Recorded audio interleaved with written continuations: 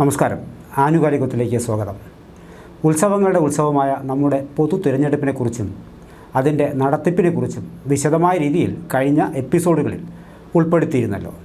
ലോകത്തെ ഏറ്റവും വലിയ ജനാധിപത്യ രാജ്യമായ ഭാരതത്തിലെ തിരഞ്ഞെടുപ്പുകളെ സംബന്ധിച്ച ചെറിയ ചില വിവരങ്ങൾ കൂടി പങ്കുവയ്ക്കുന്നതാണ് ഈ എപ്പിസോഡ്.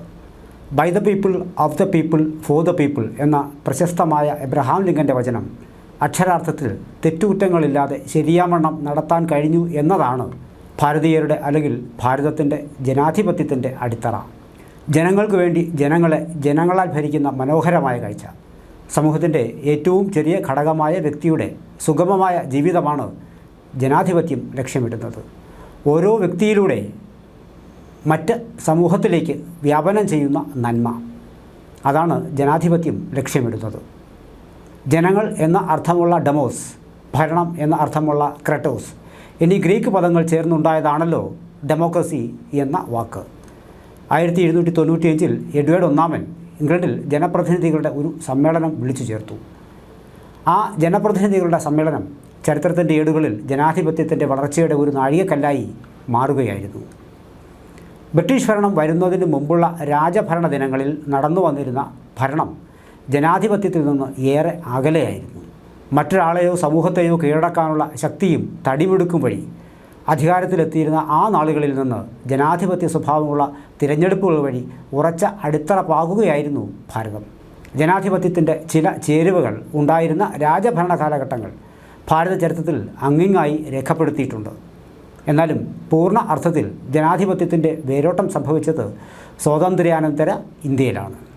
ഭാഗികമായിട്ടുള്ളതാണെങ്കിൽ കൂടി ജനാധിപത്യ സ്വഭാവമുള്ള തിരഞ്ഞെടുപ്പ് സമ്പ്രദായത്തിന് ആദ്യകാല അടിത്തറ പാകിയത് ബ്രിട്ടീഷുകാർ തന്നെയായിരുന്നു. തിരഞ്ഞെടുക്കപ്പെട്ട അംഗങ്ങളെ ഉൾപ്പെടുത്തിയുള്ള പ്രാദേശിക സമിതികൾ എന്നത് 1882 ബ്രിട്ടീഷ് നിയമപ്രകാരം വ്യവസ്ഥ ചെയ്തിട്ടുള്ളതായിരുന്നു. ഇത്തരം സമിതികളുടെ അധ്യക്ഷ പദവി അലങ്കരിച്ചിരുന്നത് തിരഞ്ഞെടുക്കപ്പെട്ടവരായിരുന്നു. നാമനിർദ്ദേശം ചെയ്യപ്പെട്ടവർ ഉൾപ്പെടെ ഉള്ളതായിരുന്നു ഈ സമിതികൾ.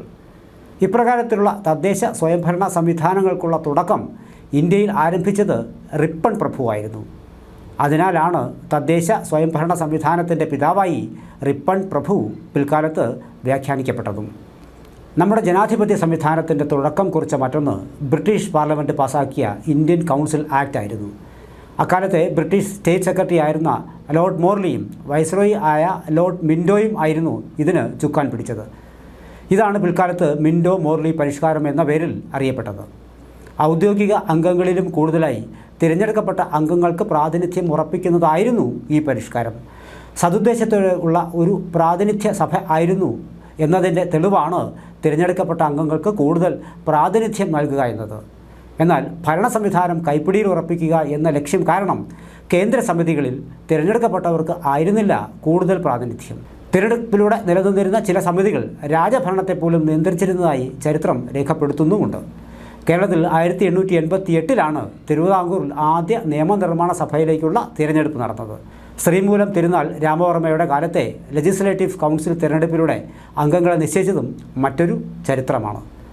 മാത്രമല്ല, സ്ഥാനാർത്ഥികളാകാനുള്ള വോട്ടവകാശത്തിന് സ്ത്രീകളെ അർഹരാക്കിക്കൊണ്ട് 1922 നടന്ന കൗൺസിലും എടുത്തു പറയേണ്ട സമ്പ്രദായമായിരുന്നു.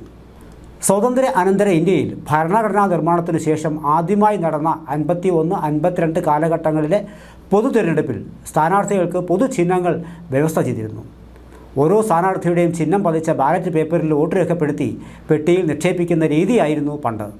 സ്ഥാനാർത്ഥിയുടെ പേരും ചിഹ്നവും നോക്കി ഓരോ വ്യക്തികളായി പോളിംഗ് ബൂത്തിലെത്തി വോട്ട് രേഖപ്പെടുത്തുന്ന മാർക്കിംഗ് സമ്പ്രദായം. കാലം മാറിയതോടെ തിരഞ്ഞെടുപ്പ് രീതികൾക്കും മാറ്റങ്ങളും സംഭവിച്ചു. കേരളത്തിൽ ആദ്യമായി മാർക്കിംഗ് സമ്പ്രദായം വന്നത് 1958 നടന്ന ദേവികുളം ഉപതെരഞ്ഞെടുപ്പിലായിരുന്നു. സ്ഥാനാർത്ഥിയുടെ പേരിൻ്റെ വലതുഭാഗത്തായിട്ടായിരുന്നു ചിഹ്നം അച്ചടിച്ചിരുന്നത്. ആധുനിക കാലത്ത് ഇലക്ട്രോണിക് വോട്ടിംഗ് മെഷീനിലേക്കുള്ള മാറ്റവും വോട്ട് ചെയ്ത ആൾക്കാർക്ക് തന്നെയാണോ അത് ലഭിച്ചത് എന്ന് ഉറപ്പാക്കാനുള്ള സമ്പ്രദായവും ആർക്കും വോട്ട് രേഖപ്പെടുത്താതിരിക്കാനുള്ള നോട്ടയും ഒക്കെയുള്ള ഇന്നിൻ്റെ തിരഞ്ഞെടുപ്പ് വിശേഷങ്ങളെക്കുറിച്ച് നേരത്തെ ചർച്ച ചെയ്തിരുന്നുവല്ലോ. അതീവ രഹസ്യ സ്വഭാവത്തോടെയാണ് പോളിംഗ് ബൂത്തിലെത്തി വോട്ട് രേഖപ്പെടുത്താനുള്ള അവസരമൊരുക്കുന്നത്. ഇതിനായി നിയോഗിക്കപ്പെട്ട ഒരു സംഘം ഉദ്യോഗസ്ഥർ ഉണ്ടാകും. മുൻകൂട്ടി നിശ്ചയിക്കുന്ന വിരലിൽ നഖത്തോട് ചേർന്ന് വിശേഷതരം മഷി പുരട്ടിയാണ് വോട്ട് രേഖപ്പെടുത്താൻ അനുവദിക്കുന്നത്. 1962 മൂന്നാം ലോക്സഭാ തെരഞ്ഞെടുപ്പ് മുതലാണ് ഇത്തരത്തിൽ ഒരു രീതി പരീക്ഷിച്ചു തുടങ്ങിയത്. കൗൺസിൽ ഓഫ് ഇൻഡസ്ട്രിയൽ റിസർച്ച് ന്യൂഡൽഹിയുടെ ഫോർമുല പ്രകാരം നാഷണൽ ഫിസിക്കൽ ലബോറട്ടറിയുടെ അംഗീകാരത്തോടെ Mysore paints and varnish limited ആണ് ഈ മഷി ഉൽപ്പാദിപ്പിക്കുന്നത്. രഹസ്യ മിശ്രിതം വഴി നിർമ്മിച്ച് എടുക്കുന്നതാണ് ഇത്. പെട്ടെന്നൊന്നും മായാത്ത ഈ മഷിയുടെ കൂട്ടിൻ്റെ രഹസ്യം അതാണ്. ഏതാണ്ട് 100 മില്ലി മഷി കൊണ്ട് 700ഓളം പേരുടെ കൈവിരലിൽ പുരട്ടാമിത്. ഏതാണ്ട് 3 ആഴ്ച കാലത്തോളം ഈ മഷി കൈവിരലുകളിൽ മായാതെ നിൽക്കും. പൊതുവിപണിയിൽ ഈ മഷി ലഭ്യമല്ല എന്നതാണ് മറ്റൊരു കാര്യം.